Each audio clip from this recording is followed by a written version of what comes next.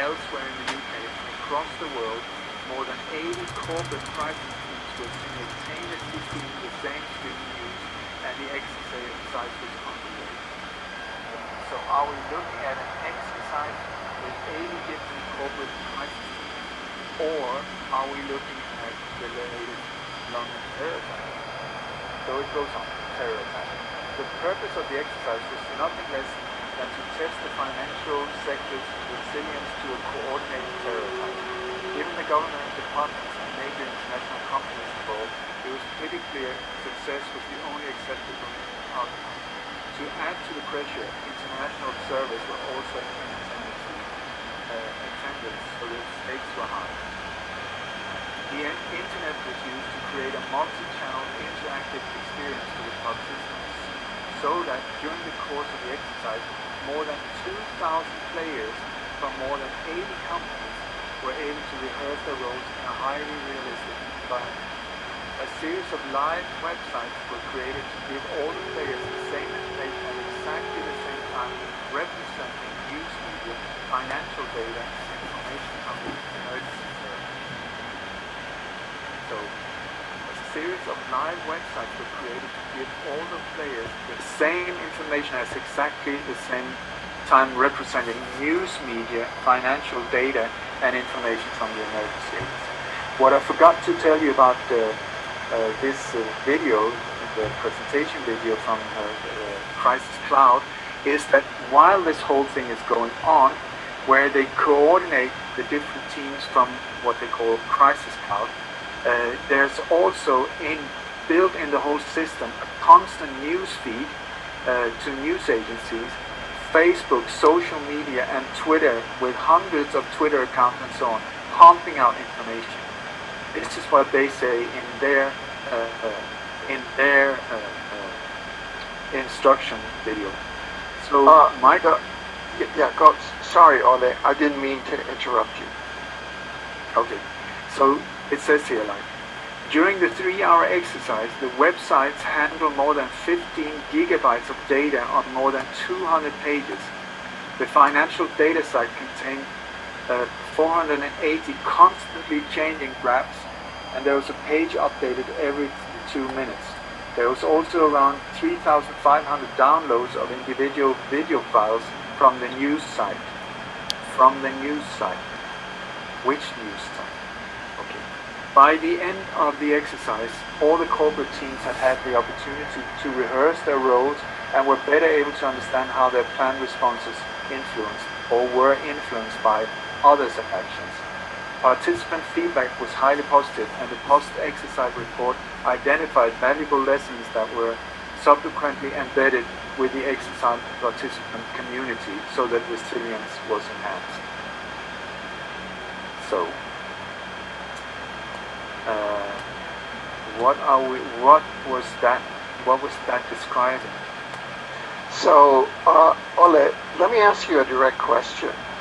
As you were reading that, what came to mind for me, because News Inside Out and Exopolitics TV that you're on now, we did 3, perhaps 4 separate interviews, including with yourself and with eyewitnesses to the event,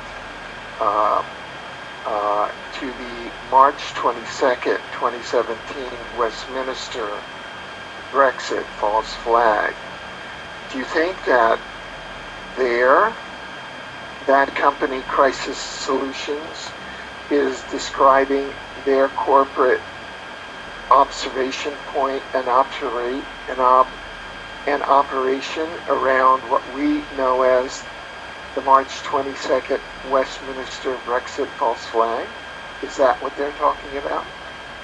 That is what I believe they're talking about. Yeah. So I am gobsmacked. I am gobsmacked because let me just describe what we have done here, and from our point of view, we did at least one interview with you. I'm looking at it here, and that because you did an analysis of a film of the vehicles crossing the bridge as a signal for the Times Square false flag, which we'll be talking about, based on the signage on the vehicles crossing the bridge that had a Statue of Liberty on it. And also, we then received first-hand footage from some of our colleagues who hold a weekly vigil by the House of Commons and actually filmed the Patsy, who was, they filmed him through the fence at the House of Commons, where supposedly he had been fatally shot, and he was on his back and turned toward their camera, and he was smiling, and supposedly he was shot fatally in several places, according to the news media, but he was smiling, and he was looking at the camera, and he was smiling, so it was, part of the false flag, because he was a police informant,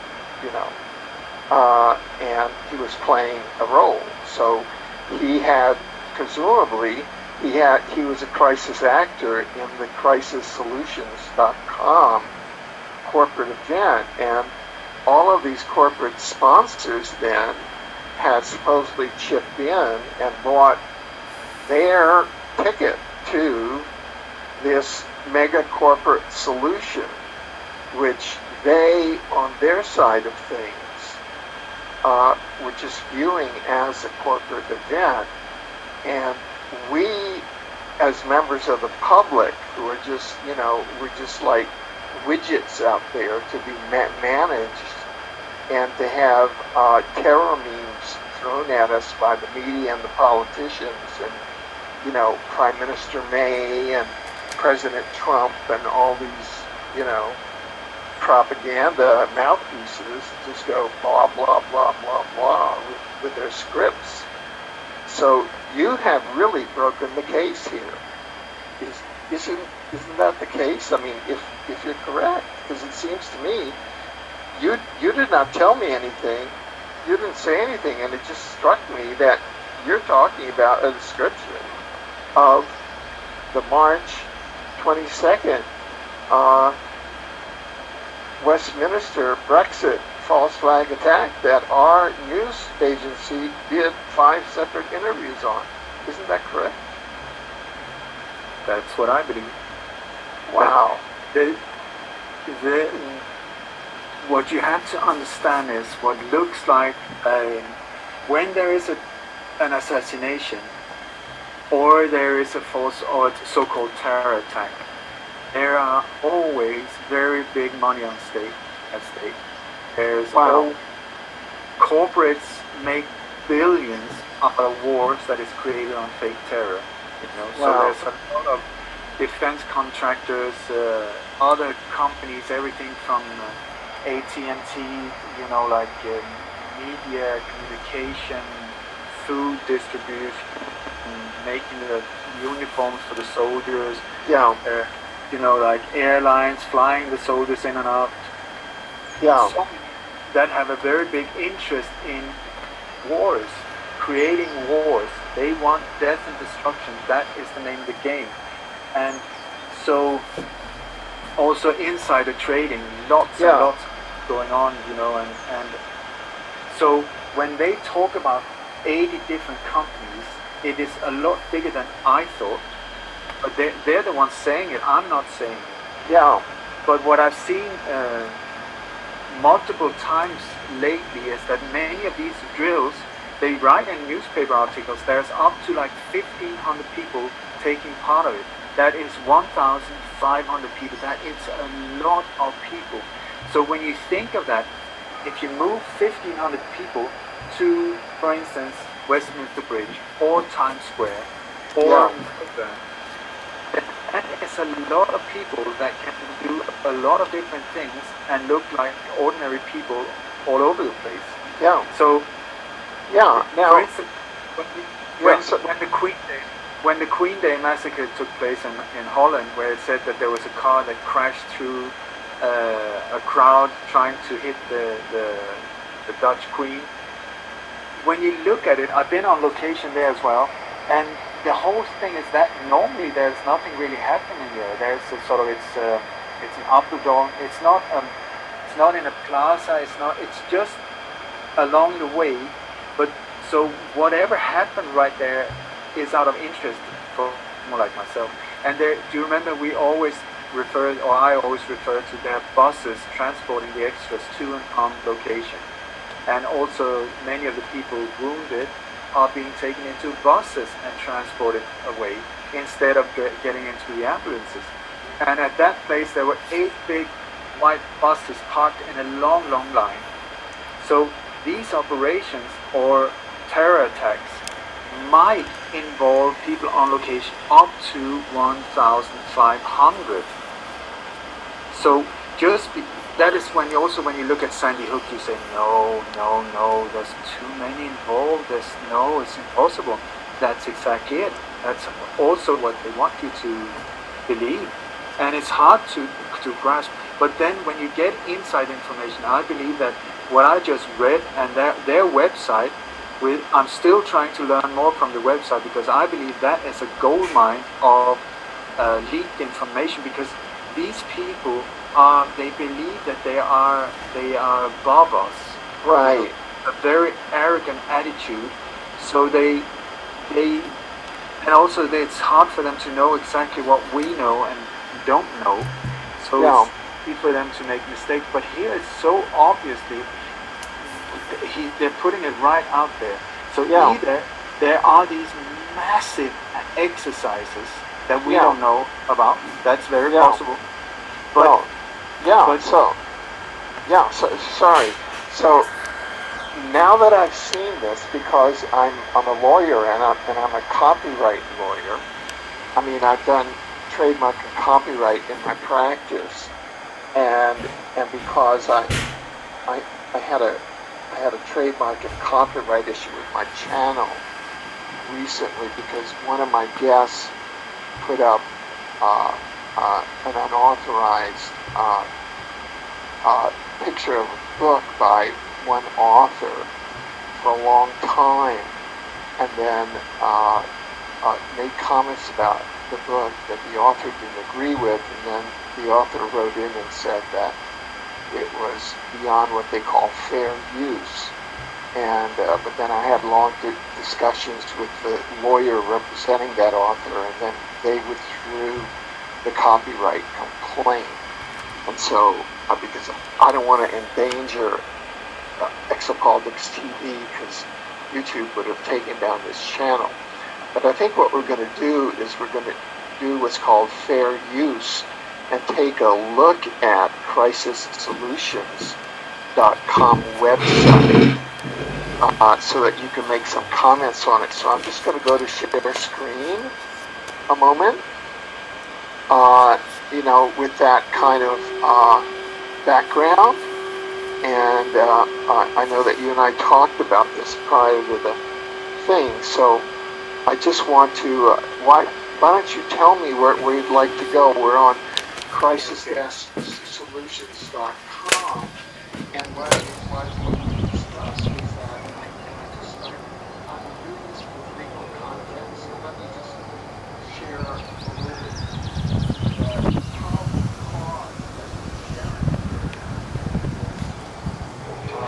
So that the crisis solutions lawyers are listening to this at any point, we have probable cause to believe that they may have participated in public felonies by participating in the false flag attacks of March 22nd on the public peace and the public safety of London on March 22nd, 2017, as documented by our news agency, newsinsideout.com, and our witnesses, including Olle Dammegard and Paula, the other eyewitness that we had, and together with our films.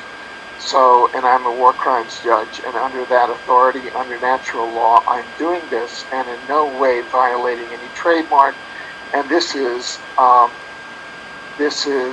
fair use of an examination of Crisis Solutions website on YouTube. And I just wanted to make that introduction. So I am in no way violating the terms of service of YouTube for Exopolitics TV. Thank you very much, Olle.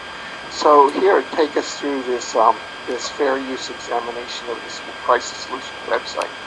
Oh, so okay. So if you go to stimulations and exercises. Yeah. So where is that? You mean there? Yeah. So as I click on it. Click on it in the drop down. There should come. Yeah. The one at the bottom. Crisis Cloud Dynamic Real Time Interactive. Okay. And then, okay, and then you scroll down. Yeah. Scroll down. There is a. Oh, it's kind of taking its time. Okay. Yeah. Okay. Go up again, please. There's a video. Yeah. Let me just go down. Website. It's a little sticky here. There should be loading. In the video below it says there should be a video loading. It says view a demonstration. Is that what it is? There it came. There it comes. So I click on that. But first, if I can just say, if you look at these white scrolly things, if you look at it and it's moving around, I think it looks like 666 3 sixes. So when just okay. Okay. So and click on this. Click on it, and maybe you want to enlarge the screen or whatever, and then I don't know how to enlarge. No, it doesn't matter. So it says hi. Weird price.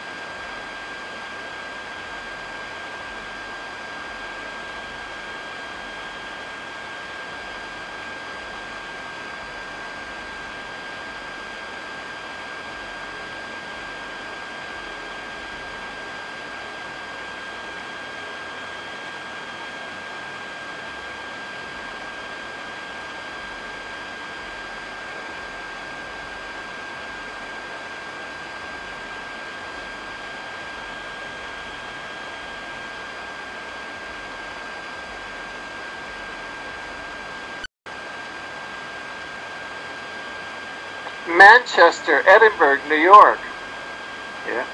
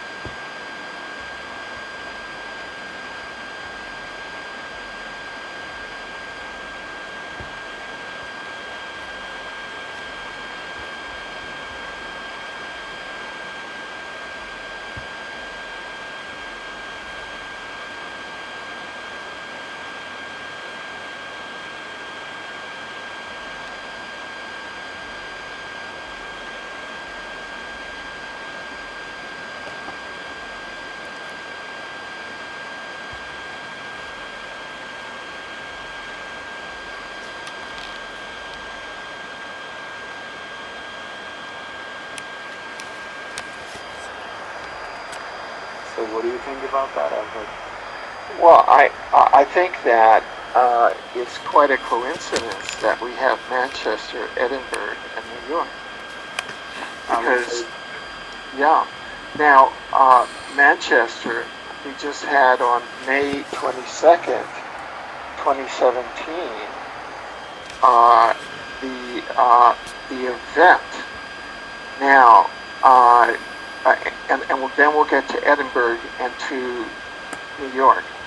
Could you tell us, just summarize what occurred in Manchester from a false flag point of view, Ole? Yeah, but first I just want to point out, did you notice in the end it just says crisis solutions? The clue is in the name. Crisis solutions. Yeah. Crisis actors. No. What do you mean? ISIS. Crisis. Crisis solutions. The clue is in the name. Oh my ISIS. God! It's in plain sight. ISIS. This is it, and this is what I believe. This is where the whole thing is organized, including the creation of the boogeyman ISIS. I think we're looking at the spider in this whole operation globally. Oh my God. Maybe I'm totally wrong, but I get goosebumps. You know, this is amazing. So you have crisis solutions, CR, and then ISIS solutions. The clue is in the name, and then that's what ISIS is. And you know, crisis in Chinese means opportunity, right? So that's it. But also, if you think about 80 companies, corporations was present when this thing was carried out. I mean, what does that mean?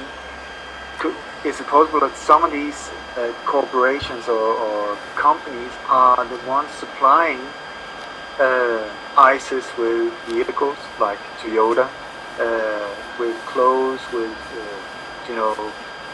with the military escorts when they need that, with all of these things, with the manufactured terrorism, with building up afterwards when they've destroyed everything and so on.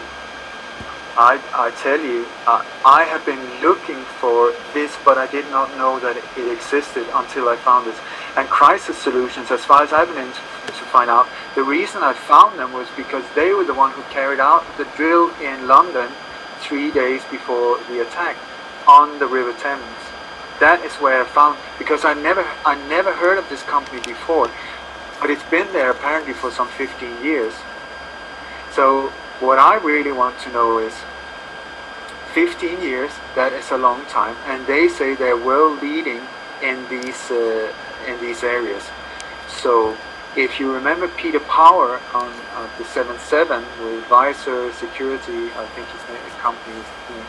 But who organized the 7/7 bombings? And right. I want to check out the history of this company and the people working for it.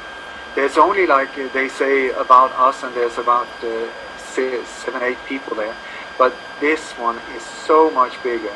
This is so much bigger, I tell you. And no, I really, either I'm totally out on the deep water here, or we are looking at it, the center of it.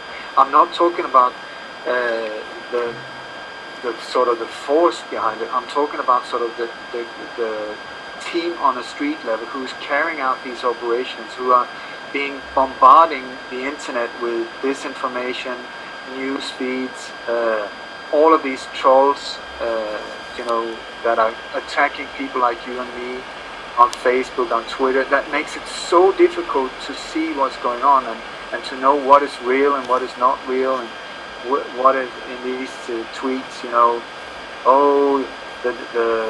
The victim, the young girl, she was in my daughter's class, so I know for sure she's real. Who says that? Who is that Twitter account? I know somebody whose daughter was killed, so you can guarantee that victim was real. Okay, but who is that account? Who does that belong to? Who is that person? Very often when you try and find out who are making all of these remarks, you end up in a dead end as well. And I think this is what we're looking at, different intelligence agencies that are also there to control zone. And Alfred, do you want to know? The other day, I'm right in the process of starting up my own podcast called Light on Conspiracies, which is going to go live within a few days. But also, I'm going to launch a new website. And I was just going through the website with our webmaster, and he was saying, well, by the way, do you know that you can check out the traffic to the website and hear the statistics? And I'm not really interested, but he said, no, let me show you. So he clicked on it, and you could see, just like with WordPress and other websites, you can see the traffic, you can see how many visitors from that IP address and so on. And so he just scrolled through it, and there were like 3 or more that was standing out, really like, whoa, because normally there was like 1 visit or up to 6 visits, but here it was like 191. There was 191, there was another one 108 or something like that, and then like 38 or 40. So I thought, I made a joke, and I said, well, the 191, that's NSA. I said laughingly. He clicked on it, and there was a Google Map opening up, and it was I've got the screenshots of the IP number and the map as well. It was at an airport right by NASA in the US, a military airport there. The other one they clicked on was right where the MI6 headquarters is in London, and the third one is where on Kungsholmen in Stockholm, where the Swedish secret police Säpo is located, and the police there. So they're triangulating on you from Sweden, England, and the U.S., which is exactly the 3 false flags that we're examining today: Manchester, Times Square, and Stockholm. It's like what I always try to turn things for the better, to see something good. So maybe somebody on the inside is really interested in trying to find out what's actually going on. So this could be good news, but I must say it gave me some bad vibes. It was not something I. What gets me, if we on the outside can find this out, and on the inside they're spending trillions of dollars, and there are all these guys on the payroll, and you would think that there would be one honest person who can go in there and, have some balls or some ovaries, and do something, but they're all fucking cowards. They just collect their salaries and, fuck it. We'll just let the earth burn, and we'll just let this go. It's like nobody has any cojones.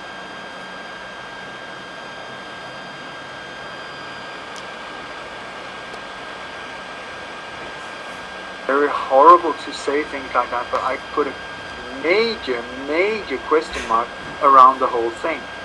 But we get back to how can you pull a thing like that off in front of like 20,000 in an arena? I'll get back to that. So in Sweden, there's only been very few political top assassinations. The ones that have been carried out, Olof Palme and the foreign minister Anna Lindh, who's allegedly his daughter, illegitimate daughter. Both of them were killed within a kilometer from where this happened. It's the same police district, the Normal police district, same as in Paris when all of these different attacks were carried out. It's inside the police district 11. So we're looking at the same areas, the same people that you can control, or you have in control, that are being used, I would suggest. In Stockholm, you have the same ambulance driver who is also in charge of a lot of the different things. In this terror event, he was also the one who drove Olof Palme, the dead body of the Swedish Prime Minister who had just been shot in 1986, to hospital. Unfortunately, he and the ambulance drivers apparently were so shocked that they couldn't find the hospital, so they were 6 minutes delayed because they couldn't find a way to the hospital that they drive to hundreds of times every month, but then this time they couldn't find it. And instead, I'm getting into details now, but instead, when the body arrived, it had a 40 centimeter long open wound in the chest that had just been sewn together, which has never been questioned. And also, when this ambulance driver, his name is Kenneth Lavrel, when you have the communication between the hospital and the ambulance, and he's saying, oh, do you know it's this prime minister who's been shot, and they're talking about how horrible it is, there's no sirens in the background. So even though they say that he's in the ambulance while driving there full speed with the dead prime minister or the shot prime minister, no sirens. Manipulated evidence, I would strongly suggest. And here we have the same guy, very strongly centered in the whole thing. It's the same guy who's also on national TV being interviewed about this horrible event. And so they say, so what happened? And he said, well, there are so many people involved, affected by this thing. He said there was 150 people affected by this event. So they had to, what do you call it, not occupy, but take over a building that was right by this pedestrian street it's called Queen Street in Stockholm. It's the only pedestrian street in central Stockholm. And what they did was they used the Centralbadet, which is a big, beautiful spa, but it's perfect for all of the things that is needed for a false flag operation, with catering facilities, toilet, bathrooms, big open spaces for makeup, preparations, all of these things, even like a little courtyard where you can park different vehicles needed or used in the operation that can then very quickly disappear again. So he says the reason why they needed this building was because there was 150 people affected. Well, there was 15 people wounded and 4 people killed. In central Stockholm, where the hospital is it's just a kilometer down the road. So how come 150 people affected? What are we talking about? 15 wounded and 4 dead. Were all of them part of like a group trip, that like 20 people were shocked by every victim? No, he is talking about the group that carried it out. That is what he's saying. That spa was used at the headquarters. I swear to you that is how it went down. And it is exactly the same building also where a very suspicious police car in the Olle Palme assassinations some 30 years ago were parked right outside, observed by a witness that heard that there was a strange communication going on, right outside the very same building.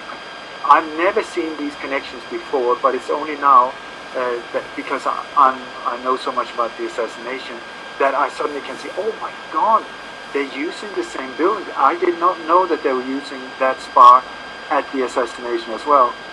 Because I believe there was another headquarters as well, but these are just different centers of the operation. Then you have, there's been one suicide bomber in Sweden, one alleged suicide bomber in Sweden. So where did he try to blow, or where did he blow himself up? He blew himself up at a street that just what do you say? It's connected to Queen Street, Drottninggatan, and he blew himself up in a very bizarre way. Hardly any blood on a square of snow. I mean, it is a square piece. There's no snow anywhere else, and the body is left there. There's old ladies walking around there with their shopping bags, more or less stepping across the body, with the police in the background holding back the crowd, but they don't worry about these people just stepping all over the place. That thing is absolutely baloney. But what did it take place? It took place about 50 yards from that shop on Queen Street, where only CCTV footage is available on. Where you see the truck just pass very quickly. Look at that CCTV footage. When you look at it, it's said to be a static camera on the wall, but you can see it shaking, and then it zooms in, and then the truck comes. There's no letters on the side of the truck, even though the truck I mean, product placement big time when it came to this truck in Stockholm, with a massive big beer mug, and the name of, you know, cold beer, climate smart, go for it. And this also even happened on a Friday afternoon when everybody is longing for a cold beer, I tell you, after a long week.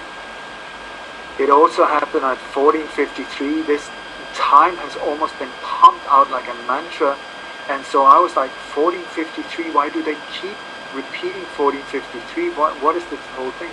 But the year 14:53 was the big clash between the Muslims and the Christians of Western society. And I believe that it's part of the psyop, you know, to make the Muslims the enemy. I tell you, if you want to, we can do a whole show about the Stockholm event. It's incredible when you get into the details. And what I can say is that I know more or less how they carried it out. Because it is said that this foreigner, refugee from Uzbekistan, I believe he's said to be, that he was pissed off, as they normally are, and he stole a beer truck on a one-way street, but apparently when he stole it, he must have reversed, even though the driver tried to stop him by standing in front of the truck, but he managed somehow to get the truck turned around and then go down the street. To explain that, later they had made him go in zigzag for about 20 minutes to get back on track and then head down the street, where absolutely no one has filmed or taken photos of this truck, even though it's central Stockholm, where I tell you, when you walk down that street, you can hardly see a face because everybody's looking down on their iPhones. It's like Zombieland. Right. Everybody has an iPhone with a camera. So how is it possible that there's not like multiple super sharp images of this truck just going down the street, hitting people? It's like 500 yards from the beginning to the end of where this whole thing happened. And I'm in contact with people who have been taking care of some of the shop owners who were very traumatized by this whole thing. And so the question is, why were they traumatized? Was it because they saw the truck hit people and so on? No. As far as the information I've been given is that these people in the shops were just having an ordinary day, and then suddenly the police just came and slammed the door and hit the windows and said, "Get down, get down! There's a truck killing people, maybe there's a bomb, get down, he's shooting. So people just ran into the shops, locked the doors, and they were held in these shops for hours afterwards. So it seems like, I believe that there were sort of teams of so-called, or what looked like police officers along this street. And then on a given signal, they ran up and started hammering these windows to get people to leave the street, this pedestrian street. So within like 20-30 seconds, the whole area where this is said to have happened were more or less empty.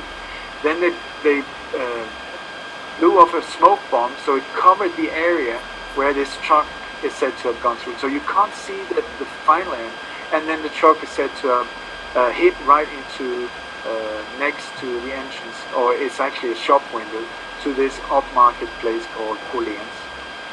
So why am I speculating like this? Why do I say that it didn't happen? Well, the drills, you know the drills, there are always drills. So were there any drills in Sweden? Yes, on the 5th and the 6th of April, this thing happened on the 7th, while I was pointing out Copenhagen, saying it's going to hit Copenhagen on the 9th of April.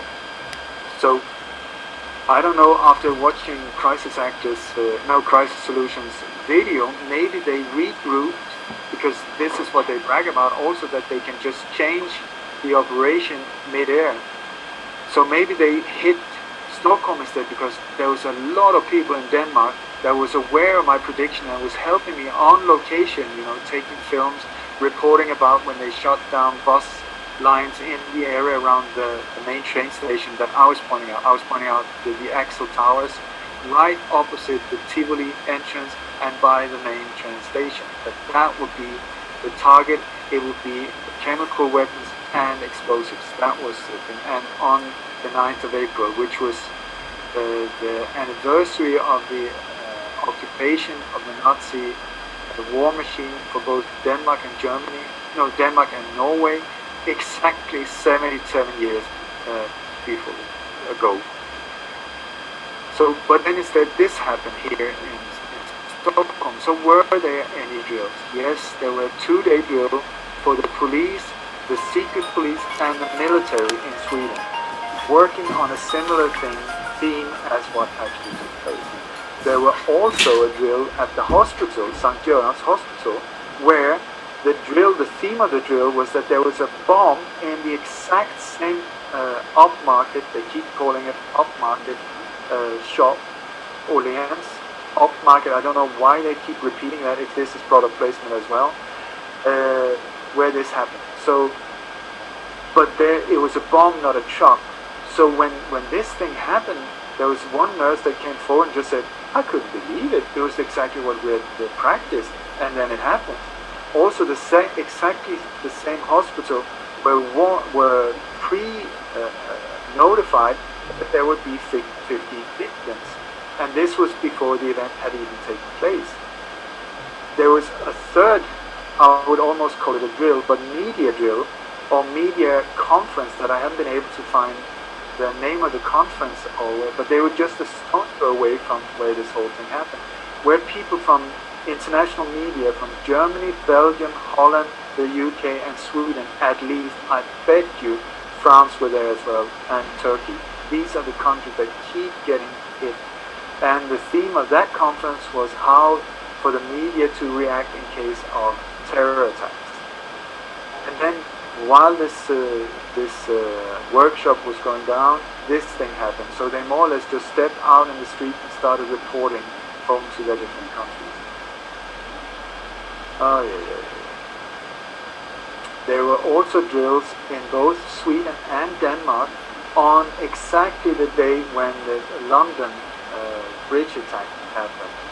On the identical on the time, I mean the hour were exactly when the London thing went down.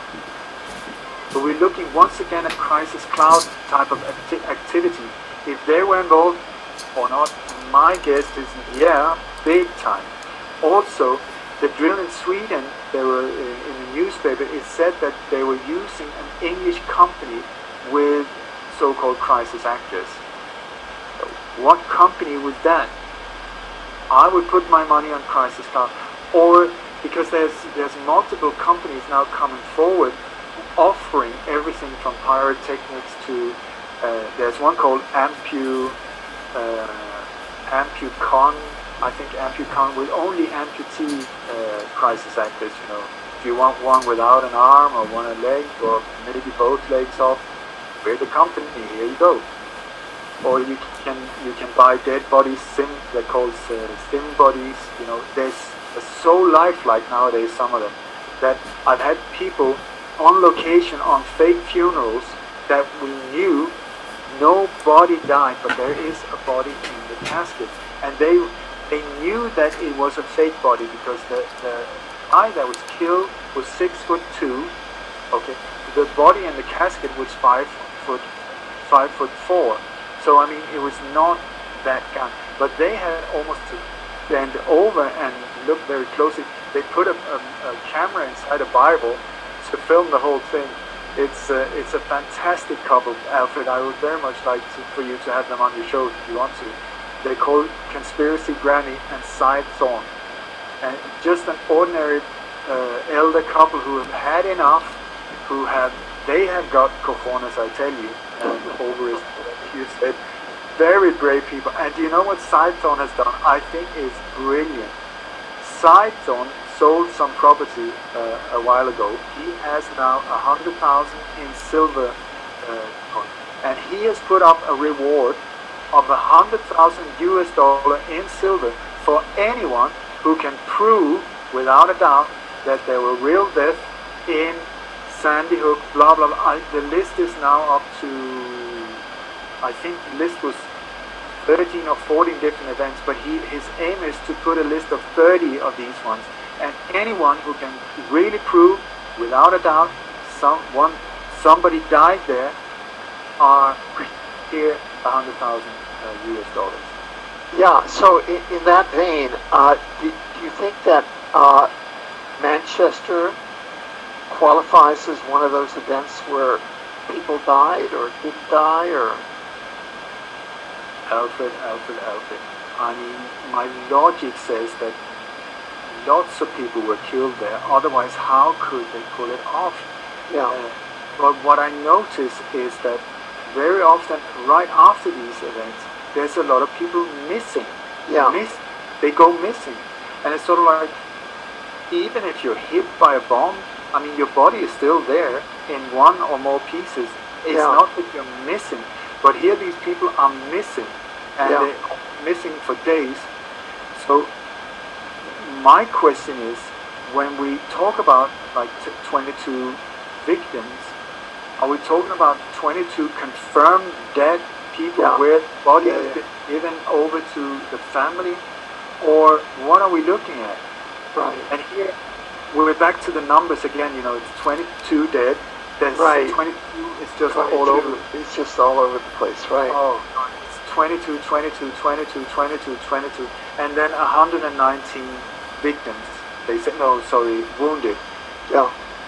119 is 9/11. You know, it's just turn it around. It just so it's all gematria. They're using masonry backwards on the people again. So when you have an arena packed with teenage girls seeing their idol, Ariana Grande, would they not bring their mobile phones, their cell phones? Would they not like take selfies or be able to take photos?